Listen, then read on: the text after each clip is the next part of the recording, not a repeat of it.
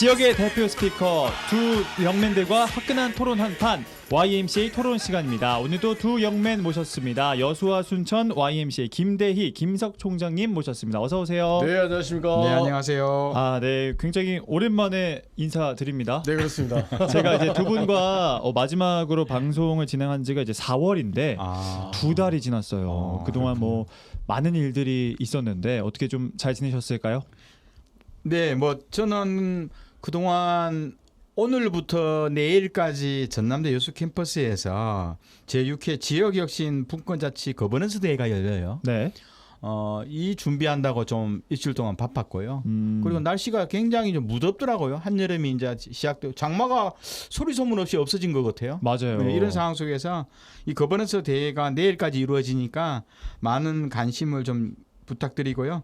특히 내일 토요일인데 오전 10시 30분부터 전남대 여수 캠퍼스 수산해양대학이 있습니다. 네. 세미나실에서 우리 그 전남연대의가 주관하는 지난 그 비처혁명 또 탄핵 집회에서 모였던 강장의 민주주의를 어떻게 좀 우리가 일상에 제도적이고 정책적으로 안착시킬지 여기에 대한 토론회가 있는데 우리 김석 사무총장님도 주제 발표를 해주기로 했거든요. 네네. 뭐 이 방송을 들으신 청취자 여러분들 많이 관심 가져주시고 참석해주시면 고맙겠습니다. 네. 제가 주제 발표를 합니다. 네.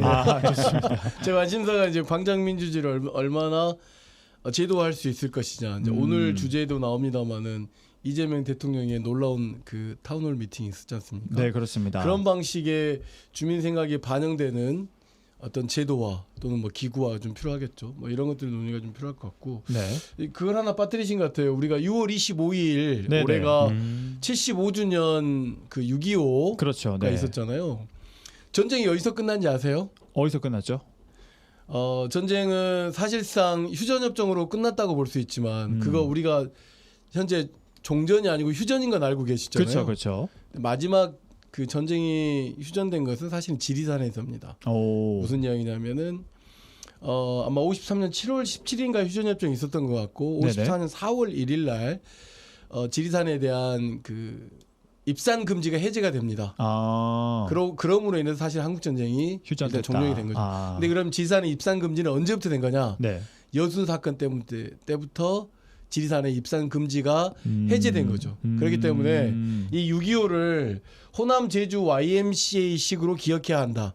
평화적으로. 그리고 우리가 가지고 있는 여순 사건도 기억해야 한다. 그래서 금종령이 해제된 지리산에서 매년 6월 25일 그날이 토요일이든 일요일이든 월요일이든 화요일도 관계없이 6월 25일 날 지리산 노고단에서 평화대회를 개최합니다. 그건 다름 아니라 호남 지역 어디 발길 닿는 곳마다 거의 대부분이 한국 전쟁과 여순 사건으로 학살지였기 때문에 그런 것들을 좀 기리는 누군가의 미리 세대는 좀 있어야 되는 거 아니냐 그런 마음으로 이번 6월 25일 날 지리산 노고단 갔다 왔는데 안 피곤합니까? 엄청 피곤해 죽고 지금까지도 피곤해 죽겠습니다. 나이가 들었다는 거죠. 네. 그렇습니다. 6월을 굉장히 의미 있게 지금 준비하고 계시다라는 어떤 토론 이제 시작하기 전에 근황을 한번 들어봤습니다. 그리고 잠시 후에 그 순천에 국제 YG맨 남산클럽 이침식이 순천에 됐습니다. 남산클럽 화이팅. 예. 파이팅입니다. 네. 저희는 앙상블 여성클럽이 진입니다. 그렇습니까? 두 분 다 파이팅 하시기 바라겠습니다. 본격적으로 한번 토크 시작을 해보도록 하겠습니다. 이재명 정부가 들어선 지 벌써 한 달이 다 되어 갑니다. 대통령실과 초대 내각의 진용이 갖춰지고 있는데요. 지역에서는 누가 합류하게 될지 좀 주목이 되고 있습니다. 근데 지금까지 인선을 보면 사실 광주와 전남의 정치인들은 단 한 명도 포함이 되지 않았고요. 지난 대선에서 저희가 압도적인 지지를 보냈던 이 지역에서 지역 안배에 대한 우려의 목소리가 나오고 있는데 이 얘기와 또 더불어서 이틀 전에 이제 이재명 대통령이 취임 후에 처음으로 아까 말씀해 주셨던 이제 광주를 찾아서 지역민들과 타운홀 미팅을 가졌습니다. 이런 주요 의제 중에 전남국립의대 신설에 대한 논의가 없었는데요. 이 차례로 이 두 가지 이야기를 나눠보도록 하겠습니다. 제가 먼저 김민석 국무총리 후보자에 대한 청문회 이야기를 좀 시작을 해보려고 하는데 어떻게 보셨을까요? 네, 저는 국민의힘이 아직도 정신을 못 차리고 있다. 그 정도까지? 네, 계엄령에 그리고 내란정당으로 지탄받으면서 네네. 이번 대선에서 참혹하게 깨졌잖아요. 네. 그래서 본인들이 뭘 잘못했는지 느끼고 향후 이 국가 경제는 폭망했고 정치는 실종됐고 외교적으로 완전 대한민국 궁지에 몰려 있다면 이 중에서 대통령을 보좌하면서 행정부 전체를 관할할 게 국무총리잖아요. 그렇죠. 그러면 여기에 대한 이재명 대통령을 앉힐 수 없으니 그러면 국무총리가 웬만한 행정부를 다 거느리고 일을 할 수밖에 없는데 그러면 그 국무총리가 어떤 정책을 펼 것이고 그동안 대선 과정 속에서 문제가 있었다라고 했다면 이재명 대통령이 네. 정책에 대해서 국무총리 어떤 생각을 가지고 있는지 네네. 그리고 뭐 생각을 좀 바꾸도록 유도하고 이 과정이 인사청문회 과정이 이루어져야 되거든요. 그런데 깽판을 만들어 버렸잖아요. 깽판을. 제가 보기에는 청문회 질을 너무 떨어뜨려 네. 버렸죠. 아. 초등학교 반장 선거도 이렇지는 않거든요. 서로 토론회 발표를 하고 서로 그 학생들끼리 나는 어떤 후보를 지지한다 이야기도 하고 그러면서 서로 간에 표도 바뀌고 이러거든요. 찍을 때. 이건 완전 인사청문회 그 과정 자체를 안 가져버린 거예요. 그런데 내용을 둘러보니 네네. 크게 막 두세 가지인데 국무총리 후보자인 김민석 후보의 재산 2억. 아니 2억이면 요즘 우리 주변에 아파트 전세값만 해도 2억이에요. 아 그렇죠. 오히려 평생을 정치만 했던 국회의원이 2억이라면 청렴하게 살았다라고 봐줘도 되는 거고요. 네. 그러면 이제 여러 가지 뭐 정치자금법 출판기념비 이야기 나오는데요. 현실적으로 재산행성 과정에는 문제가 없다면 정책으로 가야 되는 거거든요. 어떻게 대한민국 운영하고 대통령을 보필할지 이런 과정이 없었다는 것이 저는 너무나도 화가 나요. 너무나도. 정말 화나는 청문회였습니다. 사실. 어떤 부분이 좀 화가 나셨을까요? 일단은 이 청문제도 도입 자체가 김대중 정부에서 시작을 했어요. 2000년도에. 네네. 그때는 장관까지 한 게 아니고 대법원장, 헌법재판소장, 감사원장 이런 사람들 했었죠. 그게 이제 정착화된 것은 노무현 정부 때입니다. 네. 노무현 정부 때 사실은 그때 이제 공직자의 도덕성, 윤리 저 기준을 마련했던 것이 됐고, 네. 근데 이제 이명박 정부 들어서의 청문회는 낙마 청문회, 대표적으로 부동산과 관련된 장관들, 특히 당시 제가 기억하기로 환경부 장관이었던 것 같은데 네. 토지를 사랑했는데 그 이유가 자연의 일부인 토지를 사랑했다 이렇게 해서 굉장히 논란일기도 하고 그래서 낙마가 대단히 많았었고 네. 근데 윤석열 정부 때는 그런 이야기를 했잖아요. 인사청문회에서 엄청나게 많은 논란과 정책적인 문제뿐만 아니라 도덕적 문제가 검증됐음에도 불구하고 전 정부보다도 전 정부에 이렇게 훌륭한 장관이 있었냐는 식으로 호도하는 일들이 있었죠. 근데 엊그제 김민석 국무총리 후보자 청문회 보면서는 그런 생각이 들었어요. 도대체 이게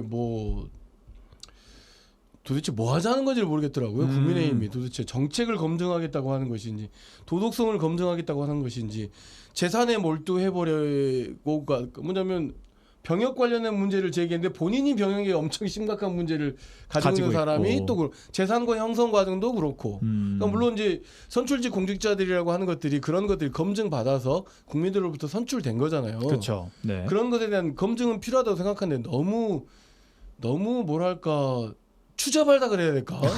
네, 그런 표현이 맞는 것 같아요. 저는 뭐 두 가지를 좀 봤는데 네네. 실제로 이제 자료 제출 미비 뭐 이 과정은 있죠. 뭐 근데 충분하게 2주 전부터 시간을 두고 자료에 대한 이야기를 했어요. 근데 그때마다 제출하는 자료 내용이 달라지면 준비를 못한 것은 사실인데 네. 자료 제출 미비가 있다면 인사청문회법상 경고를 할 수 있어요. 기강 경고하고 개인에 대한 경고를 할 수 있는데 네네. 그런 것도 안 했거든요. 그러니까요. 그렇습니다. 경고하고 넘어가고 네. 정책 그리고 검증하고 이래야 되는데 네, 그리고 저는 또 이번 국무총리 후보자 인사 검증 청문회 과정 속에서 저는 정부조치법상 대통령이 거리되었을 때 국무총리의 권한과 역할이 어디까지일지 헌법재판소까지 넘어갔잖아요. 네네. 근데 우리가 헌법에서 구체적으로 내용을 넣기에는 불가능하잖아요. 헌법 개정이 필요하니까. 그렇죠. 네. 그러면 정부조치법상 국무총리가 대통령 거리 시에 권한 대행의 역할 어디까지는 해야 되고 어디까지는 안 해야 되고 법률적으로는 할 수 있어요. 네. 나는 오히려 이런 것들이 인사청문회 법상 다양하게 나올 줄 알았거든요. 그렇게 그런데? 하면 그 나온 이야기를 가지고 여야의 이야기를 가지고 국회에서 법을 개정하면 되거든요. 국무총리. 나 이런 정도는 기본적으로 해야 될 일인데 거의 뭐 국민의힘은 하지 않겠다 모든 것을 네. 그런 과정으로 간 것이 너무나도 아쉽습니다. 그러니까 알겠습니다. 이 인사청문회가 권력 견제 수단이기도 하지만 협치의 공간이기도 하다 그렇죠. 보니 정책 검증은 반드시 필요한 거고 그렇습니다. 일단 이재명 정부가 출발하는 것이기 때문에 어떤 정책을 기조로 삼을 거냐 뭐 이재명 정부가 공정 성장 이야기를 했단 말이에요. 그럼 그게 무슨 의미인 거냐? 총리는 그것을 위해서 어떻게 뭐 할 거냐라고 하는 정책 국민이 듣고 싶은 이야기는 하나도 듣지 않고 본인들이 하고 싶은 이야기만 하다 보니까 2억, 6억 장롱밖에 기억이 나지 않습니다. 워딩밖에 기억이 안 난다. 알겠습니다. 두 분의 어떤 청문회에 대한 의견들 한번 잘 들어봤습니다. 이 대통령실과 내각 구성에 대한 인사 전반은 또 어떻게 평가하시나요? 제가 보기엔 이번 이재명 정부에서는 어떻든 내각의 장관들 그리고 또 정부의 각종 위원회 위원장은 능력, 그죠? 능력하고 충직함, 청렴성을 본다 그랬어요. 충직함은 국가와 국민에 대한 충직함을 의미하는 거거든요. 이런 상황에서 우리나라 국민들도 정권이 바뀌면 이러한 기준으로 좀 그 후보자들을 좀 평가해요. 일 잘하는 그냥 능력 있는 사람들 그리고 어떻든 이게 공정하고 투명한 절차로 후보자를 선정했는지 그리고 후보자가 계층이나 지역을 좀 반영하고 있는지 그리고 도덕성과 천연성을 가지고 있는지 이런 것들을 국민들이 관심 있게 보는데 네. 저는 대체적으로 이재명 정부는 국민추천제 제도를 좀 도입했잖아요. 네. 이러면서 지역과 계층의 의견들도 좀 들어봤던 그래서 예전에 후보자 인선 과정보다는 약간 높은 점수 100점으로 기준한다면 저는 한번 7, 80점은 충분히 준다고 봅니다. 근데 이제 전임 정부는 이건 뭐 거의 뭐 10점만도 안 되는 흐름이었잖아요. 이런 기준도 없었잖아요. 그렇죠. 뭐 그런 상황 속에서 저는 나름대로 지난 정부에 비해서는 200% 이상 더 잘했다 이렇게 봅니다. 어떻게 보셨어요? 저는 좀 파격적이었다라고 하는 것으로 좀 일단은 평가를 하고 싶고 두 번째는 국민 추천제를 한 것들이 좀 제대로 반영된 것인가라고 하는 물음표는 좀 있어요. 네. 왜냐하면 국민 추천제가 사실상 자칫 그 관리가 잘못되면 인기 투표일 수 있게 돼 버리잖아요. 그렇죠. 네. 근데 그 안에서의 정말 필요한 인재들이 그 안에 있거든요. 이재명 정부가 국민추천제를 하면서 본인들의 인사 풀을 형성하기 위해서라도 국민추천제를 굉장히 중요하게 사용할 것이라고 했어요. 네. 그러면 먼저 제시한 어떻게 보면 국민 참여 방식의 플랫폼이잖아요. 그러면 각 장관 후보들은 국민추천제에서의 어느 라인에 있었고 또는 어떤 제안과 내용이 있었기 때문에라고 하는 거지 전제 브리핑이 돼야 된다고 생각하는데 그런 브리핑은 조금 부족했다라고 생각하고 다만 이제 이게 각 장관들의 청문회에서 좀 나와주길 바라는 측면이 없지 않았죠. 왜냐하면 그래야 앞서 아나운서께서 서두에서 이야기했지만 호남의 그 인재가 보이지 않는다. 없었습니다. 네. 이거보다는 국민추천제가 더 앞선 것이기 때문에 그러다 보면 과거의 인사와 관련된 평가들 뭐 지역 그다음에 뭐 학력 그다음에 네. 남녀 뭐 성별 관련된 이런 것들이 인사균형을 맞춰 되게 중요한 문제이긴 하지만 그것보다 중요한 것은 어차피 이재명 정부가 실용을 이야기한다고 하면 능력과 국민들이 얼마나 그 후보자들에 대해서 또는 그 인사 전문가들에 대해 팔로잉하고 있느냐 이게 중요한 것이라고 생각하는데 그런 설명은 좀 부족한 거라고 좀 보여집니다. 알겠습니다. 다음 질문으로 좀 넘어가겠습니다. 지난 대선에서 방금 말씀하신 것처럼 저희가 이제 광주와 전남에서는 압도적인 지지를 보냈지만 사실상 뭐 광주와 전남의 정치인이 아직까지 이름을 못 올리고 있다고 계속해서 말씀을 드리고 있습니다. 이 상황에 대해서 어떻게 진단을 하고 계실까요? 제가 보기에는 광주 전남 내에서 뭐라 그럴까 계층을 대표하거나 업무의 전문성을 가지고 있는 정치인은 거의 없다 이렇게 봅니다. 저는 기본적으로 내각 인선에서 행정관료 출신들은 제외합니다. 대체 이재명 정부도 네. 특별하게 기획행정이나 예산을 다루거나 고도의 좀 전문적 지식이 필요한 영역을 제외하고는 그래도 어떻든 계층이나 그 해당 전문 영역의 전문성을 가진 사람을 봐야 되는데 네.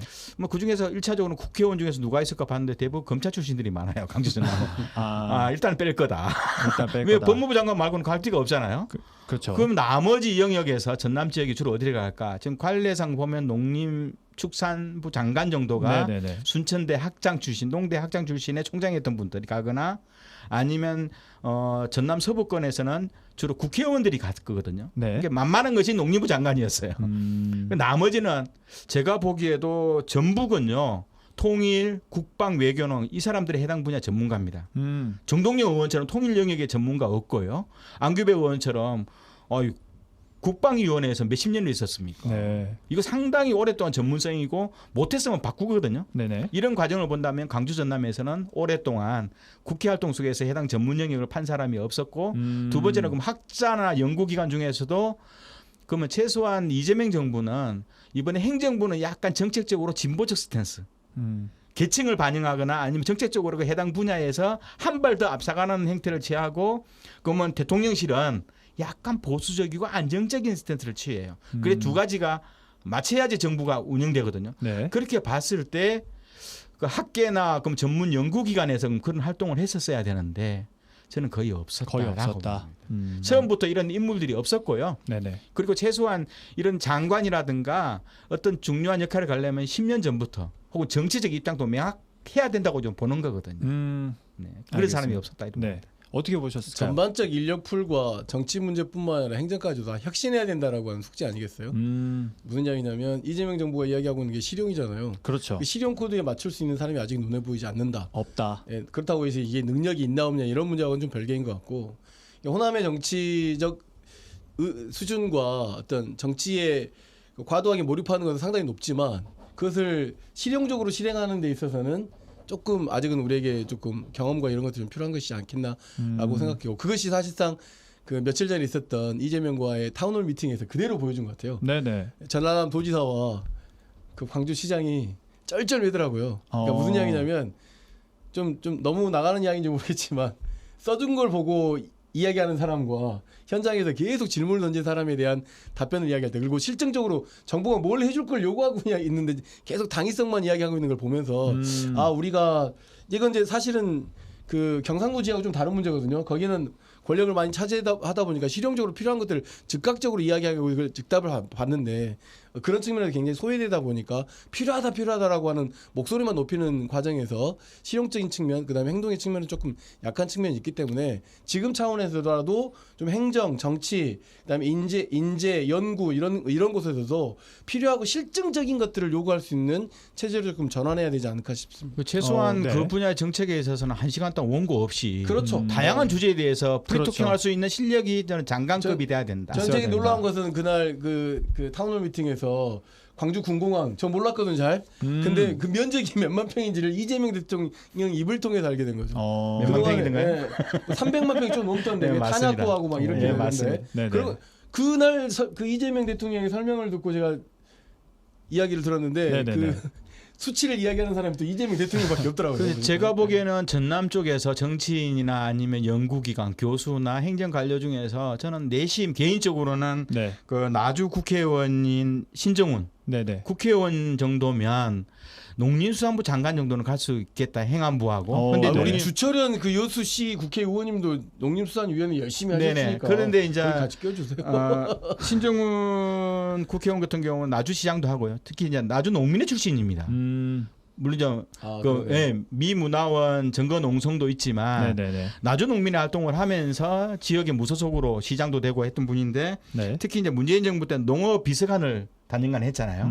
이러면서 나름대로 농업에 대한 자기 철학이 있어서 네네. 내심 기대를 해봤는데 안 된 이유는 본인이 뭐 도지사 나온다고 그런 것 같아요. 그래서 그런 최소한 이유가 있네요. 장관직을 한두 명 고사 받더라도 아마 강주시장이나 도지사를 하려고 네. 거부했지 않았나 하는 느낌도 지방선거 때문에 호남 지역의 인재들이 등용되지 않았을 수도 있다. 장관하면 2년을 그런 해야 될 거 부분도 아니에요. 있을 수 그럴 수 있다. 있죠. 네, 알겠습니다. 지금 아까 놀라운 계속해서 분석입니다. 네, 네, 타운홀 미팅 이야기를 네. 좀 해주셔서 그 이야기를 좀 넘어가 보도록 하겠습니다. 네.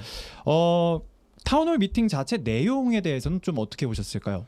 대단히 파격적이었죠. 일단은 중점은 어쨌든 광주 군공항 이전과 관련된 무안, 광주시, 전라남도 이런 어떤 갈등의 문제를 정부 차원에서 TF를 구성할 테니 하겠다라고 그렇죠. 하는 것이고 무안이 광주나 전라남도에 대한 굉장히 무한 불신이 있었는데 네. 현장에서 그 이유도 알게 됐었고 그렇다고 하면 무안이 직접 사업자로 좀 뛰어드는 게 어떠냐라고 하는 대안도 만들어내는 방식이었던 것 같고 그것뿐만 아니라 다양한 이야기들이 나왔었잖아요. 특히나 네네. 제주 항공 그 피해자들에 대한 그 특별법 시급하게 제정되면서 나왔던 어떤 그 피해자들 희생자 유가족들에 대한 처우 개선 문제들도 좀 바로 뭐랄까 좀 이렇게 좀 진행된 측면도 있었고 그렇습니다.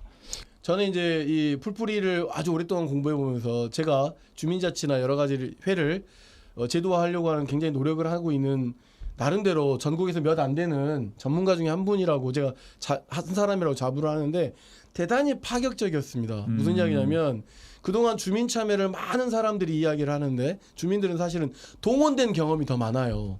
그러니까 참여를 안 하려고 하죠. 근데 어제는 그런 타운홀 미팅이라고 한다면 동원된 경험이 주민 참여의 경험으로 바뀐 현장이었다라고 볼 수 있는 것이죠. 네네. 또 하나는 그동안에 우리가 많은 시민과의 대화를 몸으로 경험했어요.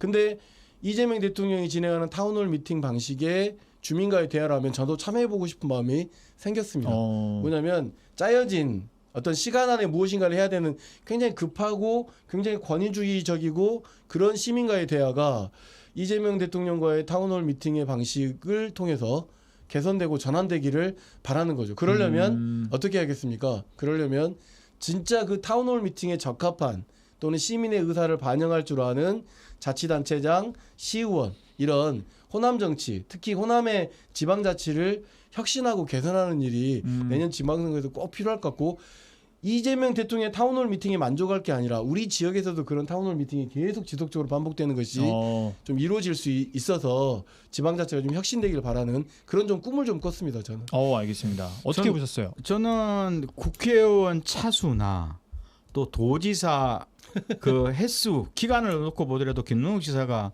이재명 대통령보다도 훨씬 많거든요. 네네. 쉽게 말해서 도지사도 재선이잖아요. 그렇죠. 국회의원 차수도 더 높고 네. 답답함을 느꼈습니다. 아. 그러면 쉽게 말해서 대통령이 그러면 저는 좋다. 강기정 시장도 마찬가지예요. 예. 김능욱 지사한테 네. 당위적이고 추상적인 말 말고 구체적으로 정부가 뭘 도와주면 되겠냐. 그리고 구체적으로 무엇이 필요냐 물어봤는데 버벅거리고요. 저는 완전 고구마가 목에 확 걸린 줄 알았어요. 부끄럽고 속된 말로 우리가 쪽팔리다 하고 말할 정도로 저런 사람이 어떻게 아이고 우리 전라남도 도지사였을까 할 정도로 행정고시 출신이잖아요. 그럼 대체 뭘로 행정고시 됐을까 할 정도 답답함을 느꼈는데 그런 부분들 중에 아무래도 이제 전남 국립의대 신설에 맞아요. 대한 네. 언급이 없었다. 근데 제가 보기에는 그런 건요. 네. 타운홀 밑에 잡히면 물밑 교섭을 해야 돼요. 여기서 최고 똑똑한 인재가 올라가서 어제선 정도 논의하고 이러면서 그럼 느낌상 우리 대통령께서는 궁공항 문제에 관심이 많으신 것 같다. 이번에 자꾸 자료 찾으신다면 그렇죠. 아이고 본인도 그럼 궁공항 문제에 대해서 지금까지 뭐가 문제인지 보고 원고 없이 본인도 한 20-30분씩 여러 가지 이야기를 듣고 대답할 수 있는 준비를 해야죠. 그냥 간 것 같아요. 전혀 스타일을 파악을 못한 것 같아요. 전혀 스타일 파악을 못했고 국립의대 관련해서는 윤석열 때는 이야기를 했잖아요. 네네. 근데 왜 이번에는 하지 못해? 이번에 했어야지. 그러니까요. 네, 손을 들어다라도 더 중요한 문제가 있습니다. 이렇게 이야기를 하고 했어야 되죠. 우리 그때 6.25 갔기 때문에 제가 이 타운홀 미팅이 있는 걸 알았으면 저 6.25 그 지리산 안 가고 갔을 것 같은데. 그런데 이제 제가 보기에는 강주 전남에서 사실상 그 강주 군공항 어떻게 보면 인간공항과 통합공항이었죠. 이 무한으로 이전 문제는 상당히 한 10년 동안 풀지 못한 난제였는데 어쨌든 대통령이 이 문제를 6차 TFT 모임을 통해서 그렇습니다. 만들어 보겠다는 것은 좋은 거고요. 그동안 아마 강주도 이 문제는 이제 쉽게 접근 못할 겁니다. 쉽게 말해서 아까 300평방 정도 되는 군공항을 좋다 무한으로 다 이전하자. 네네. 그럼 뭐 앞으로 이거 국제선도 없고 당신들은 무조건 이제 무한으로 가야 되는 거예요. 강주 시민들은 비행기 타려면. 네. 그러면 그 300만 평 땅은 강주시가 알로 먹으려 그런 거예요. 현실적으로. 그럼 대통령께서는 뉘앙스를 보니 그러면 기대 이익이 얼마냐. 그렇죠. 그 말은 뭐냐면 무한에는 얼마나 줄 거냐 이거거든요. 무한에는. 이익이 자꾸 얼마냐고 물어보는데 답을 안 하고 있어. 그렇죠. 그럼 예를 들어서 2조 원입니다. 그러면 2조 원은 그렇지. 강주시가 다 알로 먹을래. 이 말이거든요. 그러면 그중에서 1조 5천억은 무한 줘야 된다. 전라남도 줘야 된다. 그러고도 이전할래라는 논의가 나오는 거거든요. 저는 거기서 또 놀라운 것은 그 일조가 어쨌든 개발이익이잖아요. 네, 아파트를 맞습니다. 지어서 개발이익입니다. 만들겠다는 거잖아요. 도대체 그 땅의 주인이 누구냐는 거예요. 그 땅의 주인은 국민이고 광주 시민이란 말이에요. 그거 잠깐 국방부 있다 위임해주고 있는데 그거 이전 받아가지고 광주시가 개발해서 이익을 남기겠다. 그 돈 누구 거냐는 거죠. 광주 시민들 거잖아요. 그리고 시민들 거잖아. 그걸 개발 기획이 1조를 무한에 주는 거 누구한테 물어봐야 돼요? 광주 시민들한테 물어봐야 되잖아요. 너무 놀랍더라고 그 과정들이. 그러면 이제 강주는 지금까지 군사공항만 가고 민간공항 놔두자 이랬잖아요. 네네. 실력들이 다 드러나버리더라고. 그러면서 이 과정 속에서 그러면 김능록 지사는 문제 제기해야죠. 당신들 너무 그 심보 부리는 거 아니냐, 놀부 심보 아니냐 한 마디도 문제 제기 안 하거든요. 오히려 전라남도 도의원들이 더 강력한 문제 제기를 하거든요. 총장님 잠깐만, 그러니까 왜 전남대 의대 이야기를 안 하냐고요 그 자리에서. 그게 왜 그럴까요, 진짜? 만약에 전남대 의대 이야기를 했으면 아마 이재명 대통령 스타일에 오늘은 군공항에 집중하고 전남대 이야기는 따로 한번 자리를 만듭시다 할지. 그렇죠. 그런 방식으로 해서 대통령 입에서 전남대 의대 이야기가 나오게끔 했어야 되는데 한 마디도 왜 안 했을까요? 제가 보기에는요 능력도 없었지만 이재명 정부의 의과대학 문제는 공공의대 영역이었어요. 네. 지역의 필수 의료, 중증 그리고 위기 센터 중심으로 하는 필수 의료 인력을 채우자는 건데 네. 그러면 공공의대와 전남대 국립의대는 무슨 차이가 있어 하고 대통령이 물어보면 지사가 이야기할 수 있을까요? 그리고 좋다. 이 과정은 앞으로 그러면 당장 내년에 신설을 한다 하더라도 10년 이상 걸린다. 그 사이에 전남 지역의 필수 의료라든가 공공의료 정책은 전라남도는 어떤 보관을 가지고 있냐라고 대무르치기 할 거거든요. 틀림없이 이재명 대통령 성격상 대무르치기 합니다. 아니 그렇다 하더라도 이야기를 했어야 된다니까요. 그렇죠. 그래야 그럼 그런 이야기를 부족한 측면이 있다고 하면 보완해서 다음번에 보건복지부 장관님 뭐 만들어지고 대통령실에 뭘 한번 해봅시다. 아니 얼마나 좋아. 왜 전체 광역자치단체 중에 전라남도에 막 의대가 없습니다. 그러니 의대 설립에 굉장히 수고한 사업인데 이 문제에 대해서 국정과제로 뭐 이렇게 국정과제에 들어가 있긴 해요. 하여간 하여튼 그렇게 좀 하자고 하는 이야기 좀 아쉬웠다. 어쨌든 뭐 준비가 조금 덜 되어 있어서 뭐 이런 언급을 좀 하지 못했다. 한 가지만 더 이야기돼요. 네네. 강기정 시장 굉장히 유명한 운동권이고 이 말빨이 엄청 좋은 양반이거든요. 네. 아 근데 타운홀 미팅에서 쩔쩔매더라고. 그래서 한편으로는 통쾌하기도 하고 그리고 저 정도의 실력으로 가지고는 이재명 대통령 정부에서 일하는 건 참 쉽지 않겠다. 쉽지 않다. 그리고 내년 지방선거 후보군들이 상당히 눈높이가 높아졌겠구나라고 하는 생각을 좀 가졌습니다. 저는 이번에 전라남도 도지사의 직간접적으로 꿈을 가지고 있는 희망을 가지고 있는 후보군들이 상당히 좋아했을 거다. 근데 사실상 후보군들도 그만큼 뛰어난 그 정도 이상이 되실 거라고는 보장이 어렵다라고 봐요. 마지막 질문으로 한번 넘어가 보도록 네. 하겠습니다. 이 정부 초기 인선이나 정책적 소외 여론이 있는데 이런 것들이 좀 내년 지방선거에도 영향을 좀 미칠까요? 아니면 뭐 압도적인 지지세가 좀 이어질 것 같은지. 저는 영향을 미친다고 보고 네네. 그 엊그저께 만들었던 그 타운홀 미팅의 그 기준이 지방 그 선거에서 후보자의 기준도 상당히 높일 것이라고 보여지고 다만 이제 호남은 고민하겠죠. 민주당의 대통령을 만들었는데 우리가 이 뭔가를 얻어내기 위해서 민주당 후보를 선출할 것이냐 아니면 정말 인물 중심으로 볼 것이냐 뭐 이런 것들을 볼 수 있을 것 같고 네네. 그게 왜 중요하냐면 이재명 대통령이 타운홀 미팅에서 보여준 게 딱 세 가지예요. 첫 번째는 결정권자가 퍼실리테이터가 돼버리니까 네. 뭔가 조정이 그 현장에서 바로바로 속도감 있게 진행이 되고 두 번째는 결정권자가 현장에서 직접 들어가 버리니까 논의의 실행력과 가치가 높아져 버려요. 네. 세 번째는 권력이라고 하는 것을 통제가 아니라 촉진의 수단으로 써버리니까 거기 참여하고 있는 사람들이 보고 있는 것만으로도 상당 부분 의미가 있는 것으로 보여지기 때문에 아마 이 영향이 저 개인적으로는 지방선거에 좀 영향을 좀 미쳤으면 좋겠고 지난주에도 얘기했지만 싹 바꿔야 됩니다. 싹 바꿔. 혁신이 필요하다. 네. 알겠습니다. 저는 어떻든 이재명 대통령에 대한 압도적 지지세가 내년도 지방선거에 전국적으로 영향을 미칠 거다. 그러면서 한편으로 이번 타운홀 미팅도 보면서 특히 강주 전남 지역은 지역사회도 저런 혁신과 변화가 필요하구나. 지역사회의 새로운 정치와 경제, 행정의 혁신과 변화를 추구하는 후보자가 상당히 많은, 그래서 이재명 정부와 호흡을 같이 하려고 하는 혁신과 변화의 아이콘들이 상당히 내년에 좀 지지세를 받을 거다 이렇게 생각을 합니다. 네. 마지막으로 알겠습니다. 일방적 시민과의 대화가 제발 혁신되었으면 좋겠고 정말 주민을 동원하지 않는 방식으로 좀 혁신되기를 바랍니다. 네, 여기까지 듣겠습니다. 오늘도 좋은 말씀 감사합니다. 여수와 순천 YMCA 김대희 김석 총장님과 함께했습니다. 고맙습니다. 네, 감사합니다.